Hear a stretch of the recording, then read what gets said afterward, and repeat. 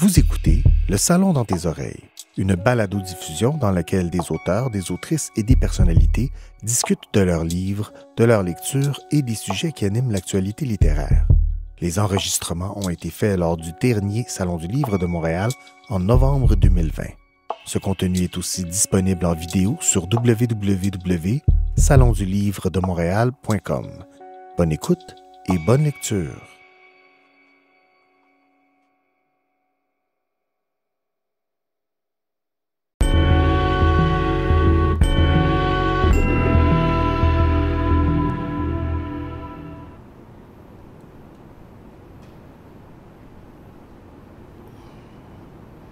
Bonsoir.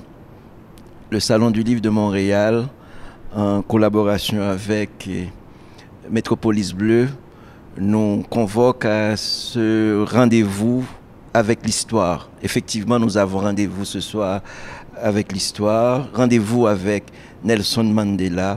Ce nom résonne beaucoup chez les personnes blanches, chez les personnes non blanches, en Afrique et partout et sur tous les continents. On cite le nom de Nelson Mandela. Et il y a un an, l'Espace de la diversité Mémoire d'un crié ont voulu mettre sous pied un événement 25 ans après Nelson Mandela, c'est-à-dire après les élections démocratiques en Afrique du Sud en 1994, qui ont vu l'élection d'un premier président démocratiquement élu en Afrique du Sud. Donc c'est Nelson Mandela. Qui est Nelson Mandela? Nelson Mandela, on dit aussi Madiba. Madiba, c'est un nom, c'est son nom très très sympathique. Tout le monde appelle Madiba. Donc il est né en 1918 et il est décédé en 2013. Le parcours de Nelson Mandela, c'est un parcours... Nelson Mandela, c'est une figure mythique, c'est une figure épique, c'est une figure légendaire. Or, nous n'avons qu'une heure pour en parler. Donc, c'est vraiment trop peu. Donc, il faut qu'on manifeste contre le Salon du Livre pour dire qu'il nous faut au moins 2 journées. Donc, je vois le directeur Olivier là. Donc, Nelson Mandela, c'est une figure qui nous a tous inspirés. Donc, Nelson Mandela, quand on dit Nelson Mandela, on parle de la lutte non violente. Ici, on parle beaucoup de réconciliation. Et tous ces mots, toute l'histoire qu'il y a derrière ces mots-là, il y a derrière tout ça Nelson Mandela. Et ce qui est important avec Nelson Mandela, en Haïti, il y a même une chanson qui dit que c'est Nelson Mandela a inventé le mot liberté. Il y a un sens de la liberté qui est incarné par Nelson Mandela. Donc, pour parler de Nelson Mandela, il y a avec nous, en fait, l'auteur palestinienne qui va nous donner aussi la perspective palestinienne de la question. Dont le livre est ici, je suis Ariel Sharon. Cet auteur, cette écrivaine, c'est Yara El Gadban. Bonjour Yara. Bonjour. Il y a avec nous Blaise Ndala, notre ami congolais, le Congo-Kinshasa, pour ne pas se tromper, qui est écrivain, dont le livre Sans capote, Nikalachnikov est ici. Donc, bonjour Blaise Ndala. Bonjour Rodney. Il y a avec nous Émilie Nicolas, chroniqueuse bien connue du journal Le Devoir, qui est avec nous, qui va en fait embrasser la perspective historique. Et parce que Nelson Mandela est passé aussi au Canada, au Québec, et puis Émilie Nicolas va beaucoup nous aider. Bonjour. Bonjour René. Émilie et Nicolas. Donc, je commencerai par ouvrir la question avec Yara El Gadban.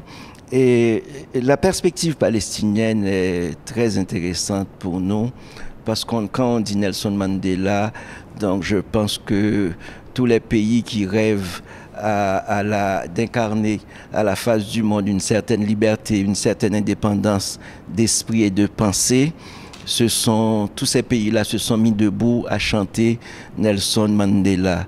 Et vous, j'imagine que vous faites partie de ces intellectuels, de ces jeunes. Vous étiez très jeune à l'époque, j'imagine, et vous avez... Et par la suite, il y a eu un recoupement parce que vous avez fait votre post-doctorat en anthropologie en Afrique du Sud. Donc, qu'est-ce que ça veut dire quand on est palestinien et qu'on voit Nelson Mandela, on voit Madiba? Qu'est-ce que ça veut dire pour l'intellectuel palestinienne? Mais aussi, je voudrais savoir, la première fois que vous avez entendu ce mot, quel sens qu'on donne à ce nom, Nelson Mandela, à ce mot, à cet homme, je dirais, plus grand que nature qui a su incarner la liberté? Merci beaucoup. C'est drôle, je vous écoute parler et le mot qui me revient constamment, c'est espoir et ensuite possible. Et moi, j'ai fait en fait mes études en anthropologie, je travaillais sur la musique et il y en a beaucoup qui me demandaient mais comment tu travaillais sur la musique, alors qu'est-ce que tu es allé faire en Afrique du Sud? Et j'étais en fait allée chercher l'espoir. C'était en 2010, l'accord, en fait, les accords d'Oslo de paix, le processus de paix entre Palestiniens et Israéliens, en fait, arrivé à ce moment-là, pour les Palestiniens, c'était déjà une désillusion depuis très longtemps. Et quand je regardais dans le monde, l'Afrique du Sud, pour moi, représentait peut-être la seule lueur d'espoir. Et c'était à la fois une aberration dans le sens où, alors que les pays d'Afrique se décolonisaient, puis il y avait l'Afrique du Sud qui était encore dans une situation d'esclavage et de racisme institutionnalisé. Et c'était comme une aberration sur le continent africain, cette Afrique du Sud-là, sous l'apartheid. Et la Palestine, c'est l'aberration dans le monde arabe de l'ère coloniale. Donc, c'est la colonie qui n'a jamais été décolonisée, le pays occupé qui n'a jamais pu se libérer. Et donc, quand j'étais allée là-bas, j'étais allée pour chercher l'espoir, pour aller voir comment les Sud-Africains ont su combattre l'apartheid et ont su se reconstruire comme pays sans, en fait, que le pays s'effondre. Et c'était ça qui me fascinait. Évidemment, le portrait, une fois qu'on arrive là, le portrait est beaucoup plus complexe. Et j'étais confrontée à un pays très riche, très complexe, mais où il y avait encore beaucoup de tensions, beaucoup de questionnements sur la véritable réussite ou non de la lutte contre l'apartheid. Et à la fois, Mandela représentait encore une figure mythique, même en Afrique du Sud. Je me souviens, j'avais une amie sud-africaine qui m'a dit « On a l'impression d'être toujours sur une espèce de précipice ». Et les gens appréhendaient beaucoup la mort de Mandela. C'est comme s'ils sentaient que la seule raison pourquoi le pays ne s'effondrait pas, c'est parce qu'il y avait encore la figure de Mandela qui était vivante. Il y avait même eu une grosse controverse avec un artiste sud-africain qui avait fait une peinture de Mandela, du cadavre de Mandela, et ça a été comme vraiment très, très, très mal reçu. C'est comme si ça venait toucher à une peur dans le pays. Et après 2 ans d'aller-retour à Johannesburg, je ne peux pas dire Afrique du Sud parce que j'étais vraiment à Johannesburg et c'est un pays très, très complexe. Je suis sortie à la fois très humble, et très, très, très riche de savoir. Parce qu'en même temps qu'on vivait avec cette espèce de sentiment que la révolution n'est pas achevée, on avait aussi le sentiment que c'était un pays où les choses pouvaient naître. Donc, vous voulez nous dire qu'il y a eu à la fois l'utopie, le mythique, le légendaire, et aussi la dystopie. C'est-à-dire on était dans une réalité, parce que tout le monde croyait que l'Afrique du Sud allait remplacer les États-Unis d'Amérique. L'Afrique du Sud, Nelson Mandela, c'était le prix Nobel, c'était comme un pape, c'était comme un prophète. C'était effectivement, il y avait une vision prophétique derrière ça. Et par rapport à la réalité, il y avait beaucoup de difficultés. Il y avait un débat générationnel, il y avait un conflit à la fois d'utopie et de confrontation avec la réalité. Il y avait un pays qui essayait de se reconstruire. Les politiques de ce qu'on appelle de re-empowerment ne fonctionnaient pas comme on l'avait imaginé. Il y avait aussi le spectre aussi des attaques xénophobes contre les migrants africains et c'est comme si les Sud-Africains découvraient en eux des aspects qui leur faisaient peur par rapport à cet héritage. Qu'est-ce qui est resté de l'héritage de l'apartheid? Est-ce qu'on est en train de le reproduire? Et je suis arrivée vraiment à ce moment-là. Je ne peux pas dire que je suis sortie avec des solutions, parce qu'il n'y en a pas, en fait, des solutions à des histoires aussi complexes.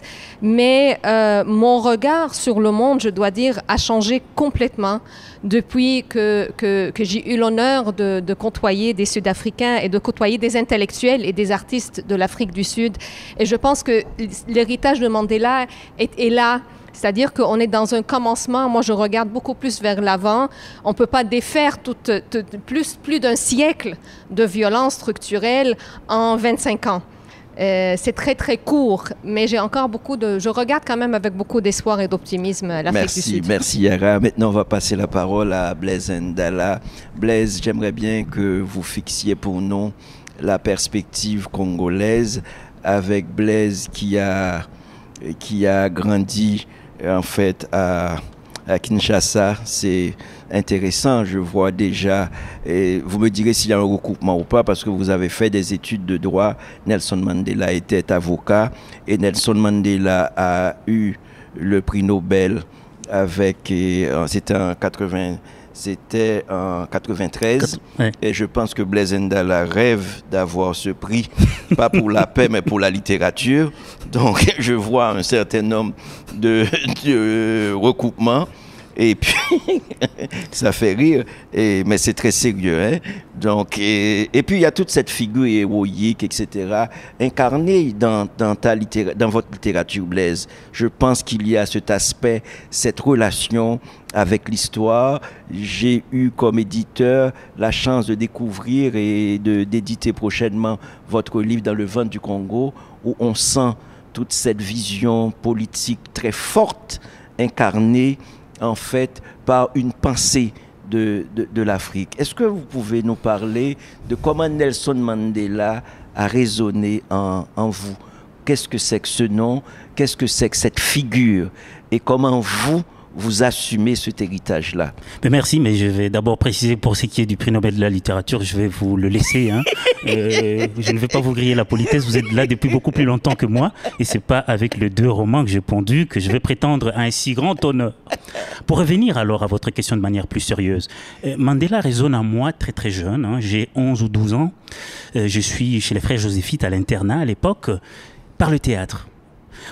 Mandela et donc le combat de l'ANC, hein, par extension, vont constituer le catalyseur de ce qui va advenir du jeune que je suis par rapport à la question des droits de la personne. Comme vous savez, je me suis spécialisé en droit de la personne, je suis devenu avocat, mais c'est né d'une pièce de théâtre à l'ombre de la figure de Mandela, à l'ombre de l'ANC.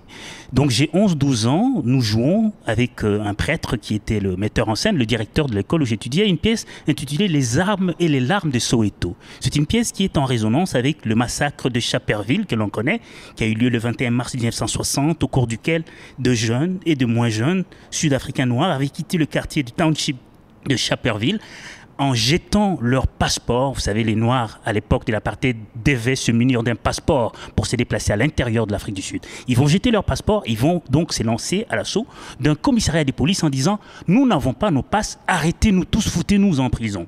La police sud-africaine va répliquer et ce sera un carnage. Et c'est d'ailleurs à l'issue de ces massacres-là que les Nations Unies, pour la première fois, va se prononcer sur la question de l'apartheid et va consacrer le 21 mars, Journée internationale de lutte contre les discriminations raciales. Je reviens à la pièce de théâtre, qui est en écho à cette pièce. Je vais avoir le rôle de l'avocat blanc qui défend, oui, j'ai déjà été blanc une fois dans ma vie au moins, de l'avocat blanc qui va défendre de jeunes noirs sud-africains qui ont abattu un policier blanc qui s'en est pris à une fille noire qui a été violée. Cette pièce, je vais, semble-t-il, ce rôle, je vais tellement bien l'incarner que mes enseignants à l'époque, qui nous font découvrir par le fait même Mandela, l'ANC, le combat contre l'apartheid, mes enseignants et mes amis vont me convaincre, en fait, moi qui suis nul en maths, en calcul et tout ça, que j'étais fait pour être un vrai avocat. Alors comme ces questions de discrimination, de justice sociale ont une résonance dans ma famille, je vais m'accrocher à ce rôle dont, figurez-vous, je peux encore réciter aujourd'hui, on parle de quoi, 30 ans plus tard, des longs bouts de ce rôle-là. Je me souviens, ce procès démarrait, comme ça on disait, nous, glorieux peuple blanc d'Afrique du Sud, réunis autour du Parti de renouveau nationaliste, ayant pour politique pertinente l'apartheid, prenons l'engagement solennel de préserver la variété de races et de cultures voulues par Dieu. Et ça continuait. Ça fait 30 ans que j'ai eu ce rôle et ça m'est resté sans que je ne revoie cette pièce. Cette conscience, elle est née là. Elle était donc inoculée par la figure de Mandela et la lutte pour l'apartheid. Après, oui, pour faire une histoire courte, je me suis effectivement inscrit à la faculté de droit. J'aurais pu aller faire du droit fiscal. Les juristes fiscalistes, tout le monde sait, les juristes des affaires, ce sont ceux qui ont le plus de pognon. On ne va pas en droit si on cherche l'argent pour être un juriste des droits de la personne. C'est pourtant vers là que je suis allé parce que ce rôle, cette résonance du combat de Mandela et de ses compagnons après les massacres de Sharpeville a été un moment très marquant de ma jeunesse. Alors après, le Congo a eu ses déboires, il a connu sa route. Mais la résonance de Mandela, chez nous, résonne à 2 titres. D'une part, Mandela nous rappelle le rendez-vous manqué que les Congolais, donc de l'ancien Congo belge, ont eu avec un homme qui s'appelle Patrice Emery Lumumba, qui aurait pu être notre Mandela. Qui, comme Mandela, qui signait sa mort lors du procès des Réunionnais en disant « Je préfère mourir pour mon idéal que de courber les chines devant l'apartheid », Lumumba, le 30 juin 1960, devant le roi Baudouin de Belgique, fait un discours historique où il rappelle d'abord tous les mépris, la ségrégation, le racisme dont ont été victimes les Congolais. Il rappelle qu'il préfère mourir plutôt que de voir continuer la domination belge dans une Afrique qui avait besoin de s'épanouir et de s'émanciper. C'est ce jour-là qu'il signe son arrêt de mort. Nous ne saurons jamais qu'est-ce qu'il aurait été. Aurait-il suivi les traces de Mandela ? Aurait-il eu une relation plus pacifiée avec cet Occident dont on sait que la CIA complotait régulièrement pour l'assassiner, y compris en envoyant du poison par de la pâte dentifrice? C'est des officiers de la CIA qui ont avoué cela. Aurait-il eu un rapport plus apaisé par rapport à la Belgique, par rapport au monde occidental qu'il accusait de communisme, comme ils ont accusé Mandela d'être un communiste? C'était... à l'époque de la guerre froide, c'était les pestiférés, c'était des communistes. Donc nous n'avons manqué ces rendez-vous. Et puis finalement, l'autre résonance, c'est à travers Mobutu, qui sera parmi les premiers. J'aime beaucoup les références à Patrice Lumumba, à Mobutu. Je me rappelle, en fait, avoir compris, en fait, Césaire, Aimé Césaire parlait de Nelson Mandela, il parlait de loyauté. Et je pense que c'est un homme d'une grande loyauté. Et sa loyauté par rapport à Fidel Castro, par rapport à Kadhafi. Et je pense que c'est en fait cette vision héroïque aussi, l'homme histoire, l'homme plongé en fait dans l'histoire. Est-ce que vous pouvez nous parler un petit peu aussi de cette espèce de figure incarnée, figure du pouvoir, de la nature même du pouvoir, qui est vraiment une nature révolutionnaire. C'est-à-dire que le nom de Nelson Mandela, pour moi, est profondément attaché à la révolution. C'est un révolutionnaire qui a choisi de mener cette révolution et de la faire triompher avec le moins de sang possible. Vous voyez, je ne dis pas sans sang parce qu'on ne va pas entrer dans une image lénifiée comme ça. On sait que le Umkhonto we Sizwe, qui était la branche armée de l'ANC, a aussi posé des actes, comment dirais-je, des actes de violence quand ils se sont sentis acculés. C'était un pragmatique, un révolutionnaire qui prenait les armes du moment qui s'imposait.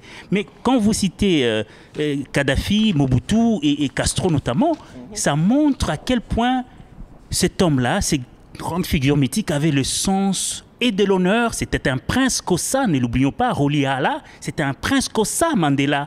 Il avait le sens du respect de la parole donnée et de la fidélité dans les amitiés. Ce qui fera que, parmi ces dirigeants qui étaient des pestiférés dans le monde occidental, quand Mandela devient libre, il leur réserve la primeur de ses visites. Il vient à Goma voir Mobutu, il rencontre Castro, il va rencontrer Yasser Arafat en partant en voiture de Tunis, parce qu'à l'époque, avec l'affaire de Lockerbie, on ne pouvait pas survoler les sols libyens.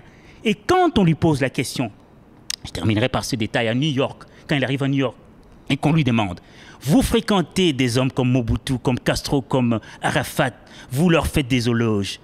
Est-ce que c'est le genre de dirigeants que vous voulez pour l'Afrique du Sud de demain?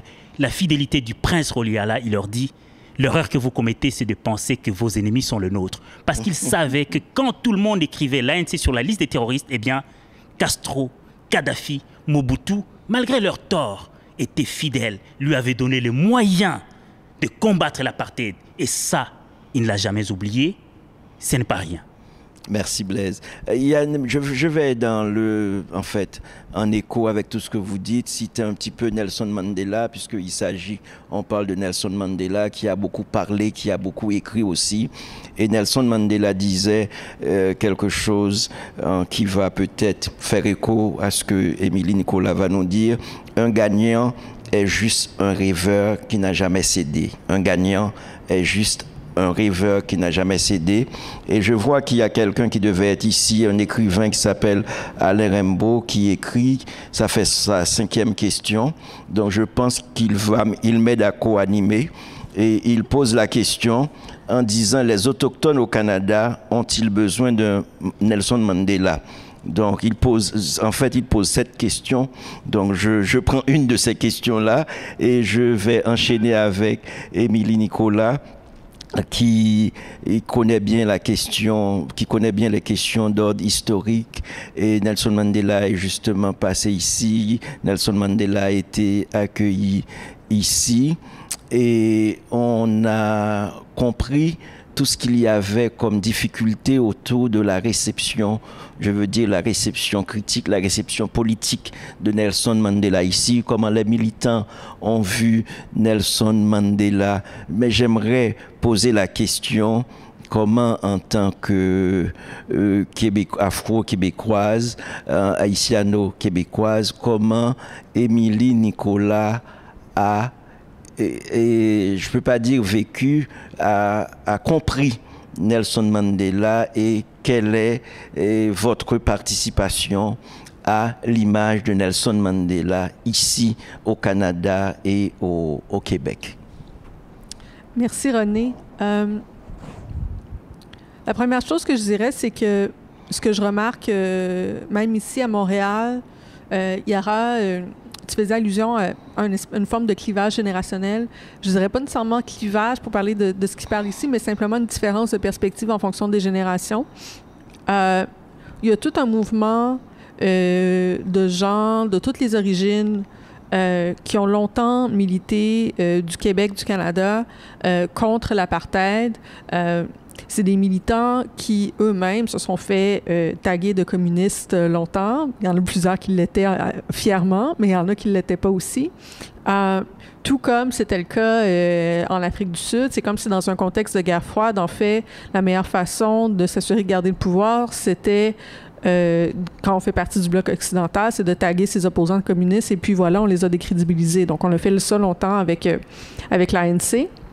Puis on a fait ça longtemps aussi avec à peu près tout le monde qui se battait pour les droits humains, là. Ici aussi, jusque dans les années 80, c'était ça le label.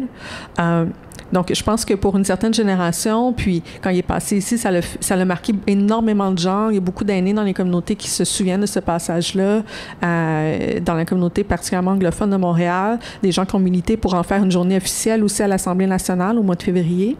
Donc, il y a tout ça, d'une part. Puis, d'autre part, il y a des gens comme moi, la génération après, finalement, qui n'a aucun souvenir de tout ça. J'avais 6 ans quand l'apartheid est tombé. Pour qui c'est une figure qui était déjà mythologisée, mise en boîte, repackagée, édulcorée, puis respectabilisée par le système d'éducation canadien, par la classe politique canadienne au moment même où on l'a découvert. Donc, il y a la question donc de la mémoire militante dans les communautés à Montréal, qui est une chose, puis qui est plus proche de ce que j'entends aujourd'hui. Puis il y a la façon dont on nous en parle, un peu comme on nous parle de Martin Luther King, c'est-à-dire un modèle d'homme noir qui réussit à lutter contre le racisme tout en n'étant absolument pas menaçant, en fait, pour les anxiétés majoritaires blanches ou minoritaires en Afrique du Sud. Donc, la côté du bon noir versus les spectres des mauvais noirs. Puis, on nous renvoie à Martin Luther King ou à Nelson Mandela comme étant les gens qui désapprouveraient donc bien de la jeunesse d'aujourd'hui. Donc, il y a tout ce discours-là avec lequel, finalement, on se déprend, puis qui rend absolument pas justice, en fait, à l'homme qu'il a vraiment été, puis à la complexité de son combat, à la complexité du mouvement politique de l'ANC, qui, en fait, lui, était le symbole, mais il y a toute une structure politique derrière lui, des noms qu'on entend beaucoup moins parler au Canada, puis de Winnie Mandela également. Donc, il y a tout ça qui se trouve à être effacé là-dedans. Puis, cette récupération-là, en fait, Brian Mulroney a joué un rôle très important dans ce processus-là de récupération. Parce qu'en fait, justement, pendant des années, on a fait de Nelson Mandela un prisonnier politique communiste terroriste super dangereux. Puis, du jour au lendemain, le premier ministre du Canada, qui est un conservateur, qui était très proche de Margaret Thatcher, décider non, mais on va essayer de lutter plutôt contre l'apartheid parce qu'il y avait un momentum qui a été créé justement par les militants. Et là, c'est ça. Donc, on se trouve finalement à réhabiliter du jour au lendemain Nelson Mandela, cesse d'être communiste et devient même une personne respectable parmi les cercles conservateurs occidentaux. Et c'est de là que viennent les questions comme c'est mais là, comment ça qui est ami avec Fidel Castro, tu sais. C'est de là que l'incompréhension du personnage historique part notamment. Donc, toute cette construction-là qui permet aussi au Canada d'accomplir plusieurs choses. D'abord, ça rajoute une autre couche de mystification sur la loi sur les Indiens qui a notamment inspiré l'apartheid. Donc, ça rejoint la question de M. Rimbaud, c'est ça? Rimbaud, oui. Rimbaud. Alain, oui. Donc, un nom de poète. Donc, voilà, donc c'est ce lien-là. Mais ça permet aussi de mystifier l'histoire des relations du Canada avec l'Afrique du Sud, parce qu'après tout, c'est juste deux bouts d'empire britannique. Et je pense que tant en Afrique du Sud qu'ici, pour un ensemble de raisons, les élites politiques veulent oublier qu'on est un bout d'empire britannique pendant une grande partie de notre histoire. Donc, de faire une espèce de nationalisme canadien du fait qu'on va être solidaire avec l'Afrique du Sud. C'est vrai qu'il y a eu un rôle politique très important qui a été joué, je ne suis pas en train de dire le contraire, mais ça remonte à plus loin que ça, en fait, parce que du moment que l'histoire de l'Afrique du Sud, c'est l'histoire de l'Empire britannique et qu'il y avait des discussions et des politiques publiques centralisées qui étaient mises en place dans les deux en même temps. C'est juste deux, finalement, volets différents de la façon d'administrer les indigènes, entre immenses guillemets, dans l'Empire, où on apprend des meilleures pratiques les uns des autres. Puis il y a un épisode super intéressant, en fait, pour comprendre cette tension-là, c'est quand on remonte en fait à la guerre des Boers à la fin du 19e siècle, quand on a eu justement ce clivage-là dans l'opinion politique, dans l'opinion publique canadienne, entre les Britanniques canadiens fiers d'ici qui voulaient aller à la guerre pour aider les Britanniques de là-bas à réprimer les Afrikaners, ce qu'on appelle maintenant. Puis l'opinion publique nationaliste canadienne-française, menée par Henri Bourassa, le fondateur qui allait fonder juste après Le Devoir. Puis, donc, Bourassa, qui se réclamait finalement d'un anti-impérialisme, mais anti-impérialisme britannique. C'est-à-dire qu'on est contre le fait que le Canada se présente comme un bout d'empire britannique. On est contre envoyer des gens ici simplement parce qu'ils sont britanniques. On est au sens de la loi. On est contre aussi l'idée d'écraser les Afrikaners parce que pour les Québécois, il y a cette reconnaissance-là dans ce peuple-là originaire d'Europe qui est comme abandonné par sa mère patrie, qui vit de la pauvreté. Il y a cette identification-là qui se fait au beau milieu de ce qui allait devenir le régime de l'apartheid, au beau milieu d'un régime de colonisation où, justement, dans l'idée d'indépendance boère, il y avait l'exclusion raciale très, très stricte des droits civiques et politiques aussi. Donc, je pense que c'est important, quand on parle de ça, de cette figure-là, de Mandela aujourd'hui, de rappeler qu'il y avait cette aspect-là de discussion toujours ici qui a eu lieu, non seulement sur l'Empire britannique, mais sur ici, et on pourrait dire qu'il y a cet héritage-là jusqu'à aujourd'hui. L'anti-impérialisme sélectif qui est seulement contre le pouvoir britannique, mais pas sur le colonialisme dans son ensemble, qui a aussi sa continuité jusqu'à aujourd'hui. Puis un mouvement antiraciste de fond qui a toujours existé ici au Canada, des alliés et des gens des communautés qui ont toujours été sincèrement anti-impérialistes, sincèrement antiracistes, et que ces courants-là sont aussi jusqu'à aujourd'hui. Donc, il y a finalement ces trois courants-là qui continuent à s'affronter, je pense, dans la façon dont quelqu'un comme moi va avoir accès à l'héritage de Nelson Mandela pour apprendre là-dessus à partir d'ici. Il faut comme débrouiller à travers tout ça, tous les messages mixtes, puis arriver finalement à la parole des gens qui l'ont vécu. Puis on est chanceux avec les médias, c'est possible de le faire. Avec les livres aussi, on peut le faire, on peut s'informer. Mais il faut passer à travers beaucoup de propagande qui n'ont en fait rien à voir avec Nelson Mandela, mais simplement avec le point politique ou avec l'argumentaire politique, historique, nationaliste, impérialiste, britannique, whatever, qu'on essaie d'amener à travers la lecture qu'on fait de ce personnage-là. Donc, un peu, il devient finalement enterré. Puis, je pense que si on veut lui rendre hommage, ce qu'on veut le faire, c'est le rendre... justement, le déterrer, le laisser respirer, le laisser être libre. Et c'est ça, pour moi, ce que ça veut dire lui rendre hommage. Mais merci d'avoir soulevé la question coloniale, puisqu'il faut le dire, le racisme de fond qu'il y a aussi ici, et puis la question debout de l'Empire, debout, en fait, donc toute la question de la colonialité ou bien la post-colonie que Blaise développe beaucoup. Donc il y avait une question que Émilie a cité le nom de Winnie. Et à chaque fois qu'on travaille sur Nelson Mandela, on a essayé de travailler l'année dernière sur Nelson Mandela, Mémoire d'un crier et l'espace de la diversité avec Métropolis Bleue. Et la question qu'on nous pose, c'est très clivant. Est-ce qu'on doit parler de Winnie Mandela? Est-ce qu'on ne doit pas parler de Winnie Mandela? Je pense qu'il y a une perspective féminine ou féministe dans la question de la liberté, la question de l'ANC, la question même de la libération. Est-ce que ça peut être décliné au féminin en faisant appel à Winnie Mandela? Est-ce que Émilie, Yara, donc... C'est intéressant parce que l'année dernière, quand on voulait justement faire les activités autour du 25e anniversaire des premières élections démocratiques, on voulait faire une présentation, même un colloque entier autour de Winnie Mandela. Et on a été étonnés par, je dirais, la pudeur des gens. Et la réaction a été « Ah, c'est une figure controversée ». Et j'ai trouvé ça quand même assez étonnant et assez intéressant parce qu'on oublie que Mandela a été en prison pendant 22 ans.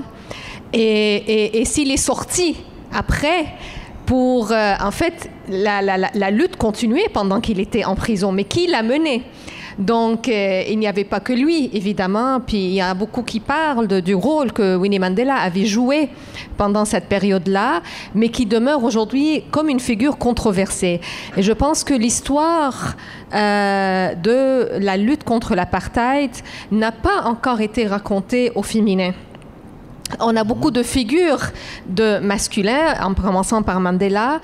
Et si on parle de la littérature, pensons aux écrivains sud-africains. Bon, on a Gordimer, c'est une femme, évidemment, mais elle est blanche. Ensuite, il y a André Brink. Ensuite, il y a Coetzee, qui est aussi blanc. Donc, la perspective noire, la perspective des femmes noires sud-africaines, on ne l'entend pas vraiment. Et l'exception qu'on a trouvée, et c'était Sindiwe Magona, qui était en fait la première de sa génération à écrire et écrire l'histoire de l'apartheid. C'est une enfant de l'apartheid, elle a grandi sur l'apartheid, et ce qu'elle raconte dans son roman Mère à mère, que j'ai apporté ici parce que je trouve que c'est vraiment important, c'est l'histoire de l'apartheid dans la perspective d'une femme, tout ce qu'elle a vécu et tout ce que ça représente en termes de viol, en termes d'humiliation des femmes, en termes de charge mentale, de porter la maison, de porter l'éducation des enfants, de lutter contre la pauvreté, aller travailler comme domestique chez les Blancs. Cette perspective-là, on ne l'a pas encore entendue véritablement. Oui, mais cette dépossession-là, je me rappelle quand on parlait beaucoup de Mère à mère, de Sindiwe Magona qui était de passage ici, et qui pour le lancement de Mère à mère, et à côté de Sindiwe Magona, il y avait Joséphine Bacon.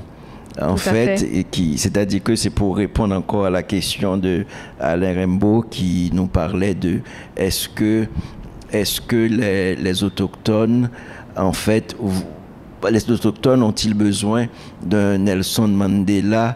Peut-être que ce Nelson Mandela va arriver donc peut-être au féminin, peut-être que les autochtones, parce qu'on a lu Mère à mère avec ce dispositif de dépossession, c'était comme si on était dans les communautés autochtones ici. Donc, je ne sais pas, Émilie, comment tu vois la question en déclinant la question de la dépossession, ce regard féminin? Moi, je crois que le 21e siècle ne produira plus de Nelson Mandela parce que les mouvements sociaux sont beaucoup plus féministes qu'avant.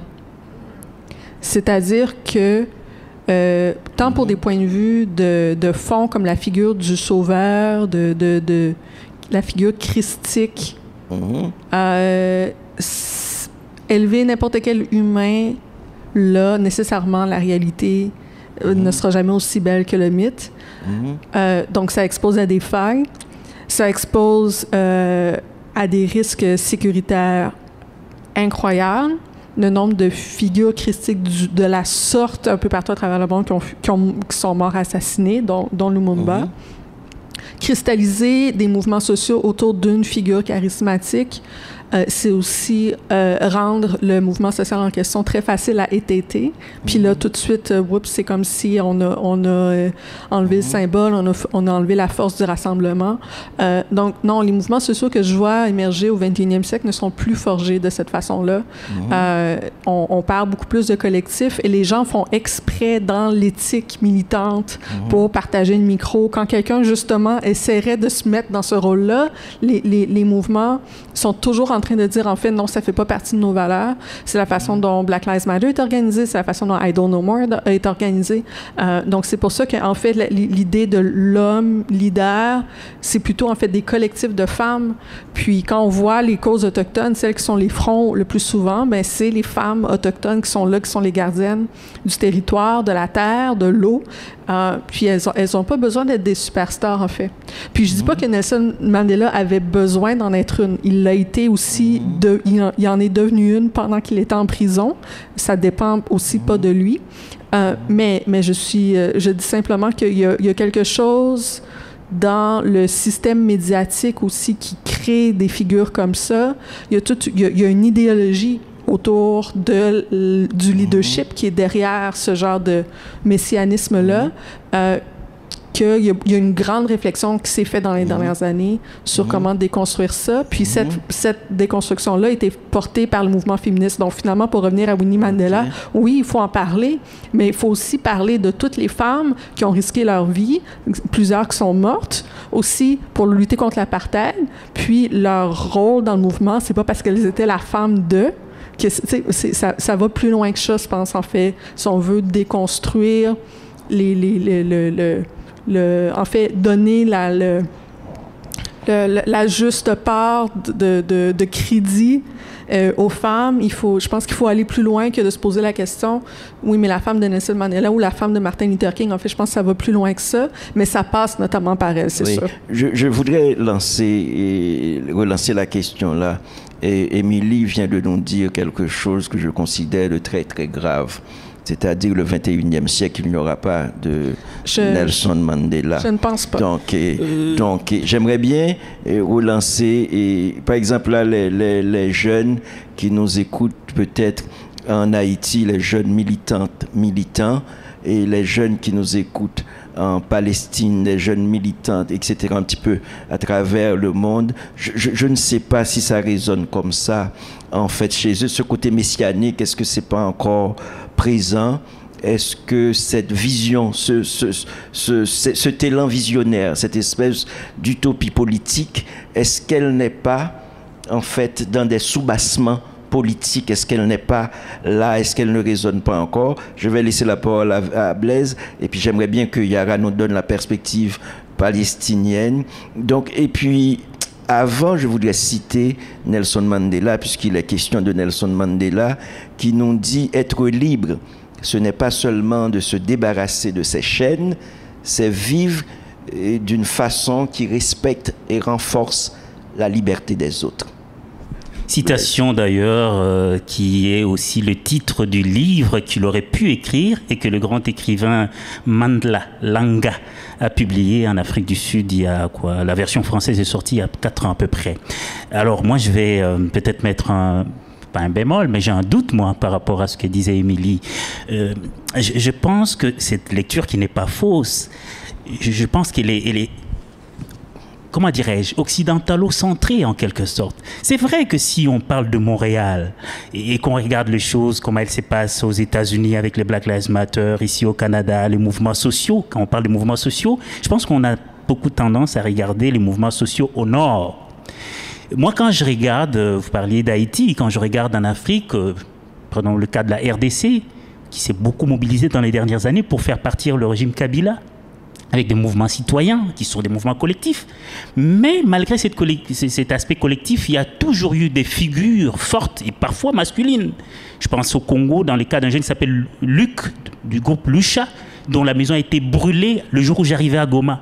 Il y a des figures comme ça, masculines parfois, féminines également, heureusement, qui continuent à émerger parce que je pense que cette incarnation christique ou messianique, elle est inhérente aux sociétés humaines. Je ne pense pas qu'on va arriver à un moment où de l'histoire, on dira on a vraiment fait le tour du messie individu et qu'on passe au collectif. Je pense qu'on essaie toujours des modèles. C'est dans la nature humaine, de tenter des modèles et puis c'est l'histoire en réalité et les circonstances qui font les leaders et pas toujours l'inverse. Le jour où les circonstances historiques s'imposeront, que ce soit au Congo, que ce soit en Haïti, et qu'un homme rencontrera son destin face à l'histoire, nous aurons d'autres Mandela. Heureusement d'ailleurs, nous aurons d'autres Mandela. Donc je pense que ça reviendra. Le collectif ne remplacera jamais, en tout cas pas au niveau universel, les engagements collectifs qui ont toutes leurs valeurs. Mais j'avais un petit mot sur Mandela, peut-être sur Winnie Mandela, qui justifie aussi pourquoi il y a eu ce recul. D'une part, c'est vrai, elle aurait pu nous laisser des mémoires, elle aurait pu raconter sa lutte, elle ne l'a pas fait, c'est un peu dommage. Mais je crois qu'il y a aussi deux visions de la lutte, de la révolution qui s'est affrontée entre Winnie Mandela et Mandela elle-même. Mandela, je parlais du sens de l'honneur, qui va tenir malgré ce qu'il savait de ce qui s'était passé, de ce qu'on disait de négatif de Winnie pendant qu'il était en prison, qui avait tenu, rappelons-le, à sortir main dans la main avec Nelson Mandela de la prison. On dira d'ailleurs que le jour où il va faire son premier discours, la légende dit qu'il emprunte les lunettes de Winnie Mandela pour lire son premier discours. Mais je pense que Winnie Mandela était une personne extrêmement radicale, et je vais dire dans le sens peut-être noble de la lutte, qui ne voulait pas accepter une demi-mesure. Je pense que le clivage s'est posé là. Winnie Mandela ne comprenait pas qu'une fois que l'ANC était arrivé au bout, on veuille en quelque sorte se contenter d'une demi-victoire. Je pense que ça a joué dans la manière dont, lentement mais sûrement, une partie de l'establishment l'a mise de côté, mais c'est un peu dommage qu'elle n'ait pas raconté. Elle aurait pu écrire et que d'autres femmes ne l'aient pas encore fait. Elles vont certainement le faire. Je vais m'arrêter là parce qu'on n'a pas beaucoup de temps. Merci. Yara? Moi, en fait, j'aime beaucoup ce que j'entends de Émilie. Parce que... et je ne sais pas, c'est pour revenir à nos amis autochtones, c'est-à-dire que récemment, quand j'ai lu le petit texte de Thompson Highway sur le monolinguisme, et il parlait de la vision ou des visions autochtones, et qui disait que, contrairement à la vision verticale patriarcale, il y a une vision qui est beaucoup plus circulaire, horizontale, latérale.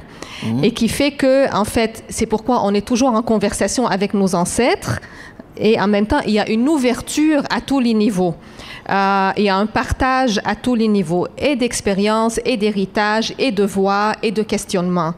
Et je crois que, parlant comme, justement, vous me demandiez de parler comme une Palestinienne, en fait, il y a un problème, mais c'est-à-dire qu'on a eu des figures mandéliennes dans le monde arabe, dépendamment de nos positions. Il y a Jamal Abdel Nasser, il y a Arafat, il y a... Mais en fait, ce qu'on découvre, que cette propension à produire des figures messianiques, en fait, une fois que la personne est décédée, qu'est-ce qu'on a après? Et est-ce que n'est pas une vision plutôt patriarcale et non pas nécessairement la tendance aux hommes de créer des messies, mais plutôt cette idée patriarcale verticale qui fait qu'on produit des figures qui ne pourraient jamais être à la hauteur de tous les mythes qu'on leur impose. C'est-à-dire qu'on ne peut pas demander à Mandela à être un dieu, c'est un être humain. Et c'est seulement maintenant qu'on entend en Afrique du Sud des analyses, des failles dans la vision de Mandela, en fait, malgré les meilleures intentions, en voulant pas justement que le sang coule, il y a eu une idée qu'on pourrait aller vers la réparation sans rétribution. Et il y a un véritable questionnement aujourd'hui. S'il y a des problèmes de violence, s'il y a un problème de xénophobie, est-ce que c'est parce que il n'y a pas eu véritablement de rétribution? C'est très difficile comme idée, n'est-ce pas? Parce que, en fait, est-ce que toutes les révolutions doivent être violentes? Je ne sais pas. Mais il y a un véritable questionnement qui s'oppose avec l'héritage de Mandela, et on ne peut pas se limiter justement au mythe, comme nous dit Émilie. Et au contraire, moi, l'idée qu'on ne reproduise pas nécessairement des Mandela, mais peut-être une multiplicité de voix, moi, ça me plaît, personnellement. Ok, je vais vous poser une petite question, mais on va être ça va être très bref. Et puis après, on va passer la parole au public. Et aujourd'hui, on voit toute la désacralisation du politique. C'est-à-dire, le mot politique est un mot, c'est comme une injure. Parce qu'on voit l'irrespect pour nos politiciens. C'est tellement... c'est comme si ça vole très bas, un politicien. Et il n'y a pas de discours, il n'y a pas de complexité. Et en fait, il y a un cynisme contemporain qu'on voit et qui se développe par rapport aux politiques. Et qu'est-ce qu'on fait de l'utopie? Est-ce qu'on peut associer le rêve? Parce que ce qui est peut-être difficile, Mandela est porteur d'un rêve de liberté. Mandela est pour nous un horizon. Est-ce qu'il peut y avoir d'horizon quand on parle de politique? Peut-être qu'on va aller très brièvement. Blaise, tu peux... Émilie? Juste rapidement, quand j'entends désacralisation de la politique, je me demande quand est-ce que la politique a été sacrée et pour qui? Puis je pense qu'il y a des gens pour qui ça a toujours été le cas. Puis des gens pour qui ça n'a jamais été le cas, puis il y a eu comme une brève fenêtre d'espoir dans les années... justement, la première génération révolutionnaire qui a pensé que tout était possible à l'époque des décolonisations, à l'époque des indépendances, puis que là, oups, il y a la réalité du pouvoir qui arrive, et il y a finalement cette dépression-là dans les années 70 qui est arrivée. Et je pense pas qu'on s'en est vraiment sorti de ça. Peut-être qu'en Afrique du Sud, ce qui s'est passé ailleurs, la réalisation de OK, mais finalement, on a nos pays indépendants, puis c'est pas si magique que ça. Mais en Afrique du Sud, c'est peut-être la génération qui le découvre maintenant, qui grandit dans les années 2000. Mais je ne sais pas à quel point on peut revenir en arrière de ça. Blaise? Au risque de me répéter, je pense que l'histoire qui a tendance à se répéter reproduit de toute manière ce qui nous amène à avoir soit foi en des figures, soit des nouvelles utopies. Il y en aura, il y en a eu, il y en aura toujours. Il y a 50 ans, la grande utopie communiste était née autour du marxisme et elle a montré ses limites. Le capitalisme semble avoir pris sa revanche. Pour l'instant, elle semble invincible. On n'a pas de modèle alternatif. Qui sait ce que demain nous amènera? Quand d'autres modèles viendront, la question écologique est de plus en plus présente. Elle aura ses combattants. Il y en a qui prendront des formes collectives, comme disait Émilie. On le voit dans l'Amazonie, on le voit ici. Des figures naîtront, collectives ou personnelles, elles naîtront. Des horizons se créeront parce que c'est dans la nature des sociétés humaines que de générer des conflits et de générer des solutions et des utopies pour les régler. Grande ou petite, c'est une question de vagues. Rien de nouveau sous le soleil. Nous en aurons d'autres et nous trouverons les moyens de les relever avec des hommes qui seront pour certains et des femmes, bien entendu, qui seront pour certains des grandes figures et avec d'autres qui seront médiocres. Mais ça se réinventera constamment et chaque génération pensera que le meilleur s'est déjà fait dans le passé. Mais ce n'est jamais vrai parce qu'après, on recommence toujours. Merci. Yara? J'ai un petit peu moins d'inquiétude pour la politique, la désacralisation de la politique, mais plutôt ma peur, c'est justement de perdre la capacité de rêver et de construire des utopies. Malgré les limites des utopies, je pense qu'il est pour les humains, pour qu'on avance, il faut qu'on aille quelque chose, un horizon vers lequel aller. Moi, comme Palestinienne, je ne peux pas en fait continuer à vivre si j'ai pas cette utopie, par exemple, de libération. Sinon, je me tue tout de suite là. Donc, je pense que les utopies sont... T'inquiète pas, je vais pas mourir là. Merci. Je vais passer la parole au public parce qu'il y a beaucoup de questions. Il y a c'est parce qu'elle vient de faire le speech de Nelson Mandela, tu disais la liberté ou la mort, là, qu'elle fait, c'est ça qu'elle vient de dire. En fait, elle était prête à faire la même chose. Il y a mon co-animateur Alain Rimbaud qui nous envoie beaucoup de questions. Il y a une question signée B. Est-ce que Mandela peut être une source d'inspiration littéraire? Si oui, à quel niveau et comment? Qui Blaise et Yara, qui veut répondre? Quel auteur qui veut se lancer? Mandela, source d'inspiration littéraire. Il y a beaucoup de romans qui portent même le nom de Nelson Mandela. Je pense qu'il y a beaucoup de choses. Et Blaise Ndala. Donc, comment on peut peut-être quelle incidence que Nelson Mandela a sur vos écrits? Est-ce qu'il y a un recoupement? Moi, je n'ai pas objectivé Mandela dans mes écrits. Évidemment, la lutte de Mandela, René, tu parlais du livre qui convoque la figure de Lumumba, qui est un peu le Mandela manqué du Congo, autour des idéaux de souveraineté, d'indépendance, d'anti-impérialisme et consorts. Mais Mandela, comme Lumumba, comme Che Guevara, comme d'autres, ne s'appartient plus. Je n'ai pas fait l'inventaire, mais je pense que des œuvres qui sont soit directement inspirées de sa vie, soit qui l'immortalisent à nouveau, doivent exister. S'il n'en existe pas, il y en aura encore. Il a dépassé tellement notre univers réel qu'il ne peut qu'entrer dans la dimension ultime du mythe qui est la création artistique, y compris la littérature, le cinéma et consorts. C'est une question de temps, c'est une question de volonté, de ceux qui se sentent inspirés par lui ou par d'autres. Si ça n'existe pas, ça existera, il n'y a pas de doute à cela. Si je peux dire rapidement, je ne crois pas que j'aurais pu écrire honnêtement un roman comme Je suis Ariel Sharon avant d'aller en Afrique du Sud. Je pense que ça, c'est l'une des choses qui m'ont marqué, cette capacité d'aller vers l'autre et de regarder la violence d'une histoire en face et de décider d'avancer quand même.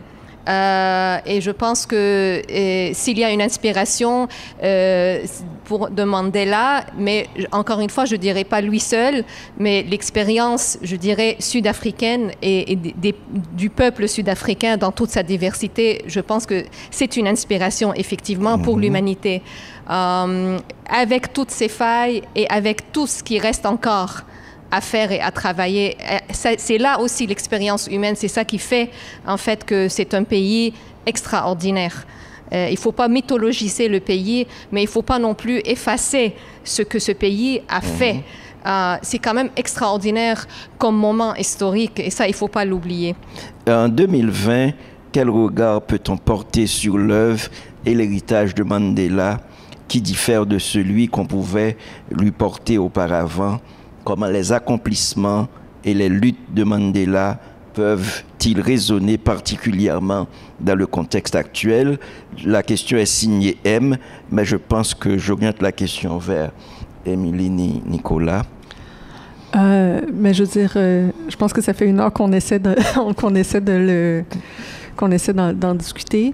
C'est la question à 1000 piastres, là. Mais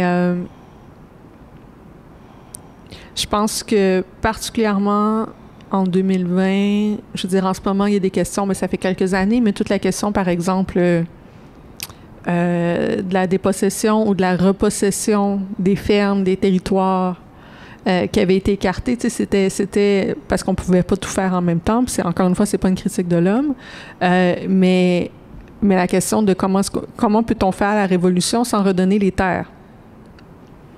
C'est méchant angle mort, là. Fait que ça, c'est ça avec quoi l'Afrique du Sud est en train de se débattre en ce moment. Et quand on rentre là-dedans, le discours sur la réconciliation, tout le monde ensemble, etc., Rainbow Nation, ça commence à devenir plus compliqué quand on dit, mais là, il y a les terres, mais là, il y a la richesse, puis on va essayer de repartager ça, tout le monde ensemble. C'est là qu'on rentre dans les résistances. Donc, je pense qu'en 2020, une des questions qui se pose, c'est les conditions, en fait, qui permet ce discours-là. Puis c'est vraiment intéressant du point de vue du Canada parce qu'il y a exactement les mêmes choses, le même type de discours sur la réconciliation ici. Tout le monde est pour la réconciliation jusqu'à temps qu'on se mette à parler du territoire. Puis quand on se met à parler du territoire, puis quand on se met à parler des ressources naturelles, puis quand on se met à parler... en Afrique du Sud, c'est les minières d'or. Ici, c'est les minières d'autres choses. Mais puis des fois, en Afrique du Sud, c'est même des minières canadiennes aussi. Donc, il y a tout ça, là. Quand on se met à parler de tout ça, le goût pour les droits humains devient beaucoup plus compliqué. Et d'une part, et d'autre part, les réflexes défensifs. Donc, mais là, il faut absolument défendre le statu quo, même si on sait que c'est basé sur l'oppression, on n'est pas prêt à abandonner nos modes de vie. Et là aussi, et c'est là le point de tension qu'on n'était pas là en 94. En 94, on était comme, on est heureux de voter, puis on est heureux de rentrer. Là, on est en train de se poser ces questions-là, là-bas, comme ici, comme un peu partout. Non, on va être très bref. Je pense qu'on est à la dernière question, c'est S. Alain Rainbow nous a envoyé beaucoup de questions. Merci Alain. Merci Alain. Merci S Alain. pose une question qui est vraiment fondamentale. S nous demande, et j'aurais aimé que vous entriez en vous regardiez ça, cette question, qui sont les successeurs? Donc, je ne connais pas le féminin, on met eux aussi, de Mandela selon vous. Quelle autre figure antiraciste et anticolonialiste contemporaine vous inspire? Donc c'est une question très très claire et je pense qu'on peut aller vers le littéraire pour répondre à la question. Est-ce qu'il y a quelqu'un qui vous inspire? Est-ce qu'il y a un homme, une femme qui vous inspire? Et dans les luttes antiracistes et anticolonialistes contemporaines, comme c'est plus difficile, je commence par Blaise, qui est juriste. Non, et qui croit aux figures. Non, je ne pense pas que le juriste en soi porterait une réponse comme ça. Sur la question raciale, et même de justice sociale au sens du rapport colonial à la terre, à la possession, c'est beaucoup plus compliqué. Je ne vois pas, a priori, comme ça, à brûle pour point, beaucoup de visages. Mais je vais être spontané et dire que moi, la figure, sur le plan de la répartition et de la préservation de ressources qui me parle beaucoup et que je vais suivre dans les années qui vont suivre, c'est la jeune Greta. C'est peut-être pas dans ces directions que Alain ou la personne qui pose la question souhaitait, mais je pense que S, c'est pas Alain, c'est S. C'est S, pardon. Je pense que ce que la jeune Greta fait, de nous secouer, de nous sortir de notre torpeur et de changer notre rapport avec l'avenir de la Terre, parce que pour qu'on la partage ou qu'on la réussisse, il faudrait déjà qu'elle soit encore viable. Ça, c'est une figure qui me parle. Merci. Émilie? Mais justement, Greta est une figure qui cache énormément de gens, qui aussi ont un rapport parfois de frustration avec elle. Et Greta elle-même, je pense qu'elle est frustrée à travers son propre statut de figure, puis elle est toujours en train d'essayer de passer le micro. Fait que ça revient à ce qu'on disait un peu tout à l'heure, là. Donc, c'est pour ça, en fait, la question de quelle figure m'inspire. Il y a des gens qui m'inspirent beaucoup, mais je pense que les gens pour lesquels, éthiquement, j'ai beaucoup de respect, c'est les gens qui rejettent d'emblée, qui n'aspirent pas à devenir des figures. C'est là que moi, je sens une éthique du pouvoir, du partage du pouvoir, qui fait en sorte qu'on ne remplace pas une oppression par une autre, mais qu'on est vraiment en train de regarder à défaire les fondements même de l'oppression politique. Yara? Toni Morrison. Toni Morrison, elle est oui, tellement OK, ça aurait été la réponse course. Merci, Yara. Merci d'aller chercher. Mais j'ai eu du temps pour y penser. C'est bien. Bon, moi, en fait, je cite Nelson Mandela. Oui, et toi, Rodney? Je cite Nelson Mandela. Ton successeur de Mandela? Oui, qui dit « La plus grande gloire n'est pas de ne jamais tomber, mais de se relever à chaque chute. Aujourd'hui, j'ai écouté le discours du vice-président de la Bolivie, M. David Choqué Huanca, qui est un autochtone, et peut-être qu'on va finir ce débat en citant. J'ai essayé en parodiant ou en citant ce qu'il disait. Il commençait en disant « avec la permission de nos peuples ». J'aime beaucoup le pluriel, avec la permission de nos peuples, avec la permission des visibles et des invisibles, de la terre et de tout ce qui est vivant. Il disait que le dialogue est une exigence, un principe du vivre ensemble. Il disait aussi qu'en démocratie, il faut aller ensemble. Aller ensemble veut dire ne laisser derrière personne, ne laisser tomber personne. Il parlait du bien-être collectif et du bien-être individuel. Et il disait que le bien-être collectif et le bien-être individuel sont la même chose. Il parlait du principe et de l'exigence de la solidarité entre les personnes humaines. Et j'ai trouvé son propos plein de vertu. Et il parlait de la nature de la politique ou du politique, de la nature du pouvoir, de la nature des institutions politiques qui devaient changer. Et quand j'ai vu ça, j'ai compris qu'il y avait une résonance avec Nelson Mandela. Et je pense que c'est à raison qu'on parle aujourd'hui des peuples autochtones, parce qu'il y a un renouveau peut-être qui peut venir en politique qu'on n'a pas encore vu.